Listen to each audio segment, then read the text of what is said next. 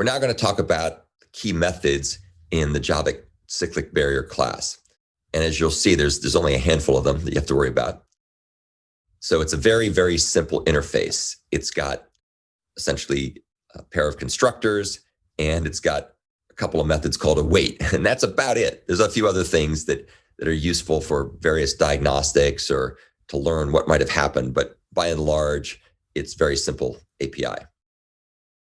So the constructor is used to initialize the internal state so that the barrier will trip when the given number of parties or threads wait upon it.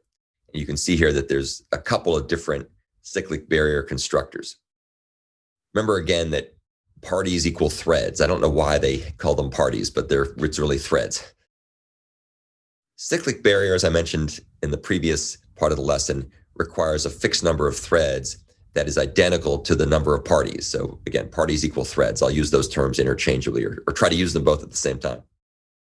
There's also this concept of a barrier action, which you don't have to give. If you use the one parameter constructor that just has the parties count, then there is no barrier action. But if you provide a second parameter to the constructor, which is a runnable, that'll be used as the action to call back when the barrier is tripped. And this is triggered, or this is called back by the last thread that enters the barrier. So remember that there's a count internally to the cyclic barrier, which is called count, and it starts initialized with the number of parties that are intended for use, the fixed number of parties or threads that are intended for use with the cyclic barrier. And then every time one of the threads calls await, that count is atomically decremented by 1. And when it reaches 0, then the thread that reached 0 will go ahead and invoke the run method on the barrier action if there's one defined. And keep in mind that parties are suspended when the barrier action is run to avoid race conditions. Of course, you wouldn't want to be running some method, some hook method, while the parties are off doing something else. That would cause all kinds of chaos and insanity. The purpose for the barrier action is typically to update any mutable shared state that's necessary to modify or refresh or whatever before the parties continue with their next processing phase. And we'll actually get a chance to see an example of this when we look at the example application in the next part of this lesson. And essentially, it usually can be used to get the next chunk of work to process or reinitialize some data structures or write stuff to disk and read stuff in from disk or whatever you need to do there. The barrier count is automatically reset to the original number of parties after the barrier is tripped. So after the last thread or last party awaits, then things are tripped. The barrier action, if there's one, will be invoked. And then the count is reset back to the initial number, and then the threads go off and do their next phase in the cyclic processing. Again, keep in mind that's very different from the countdown latch, which only is a one-shot object.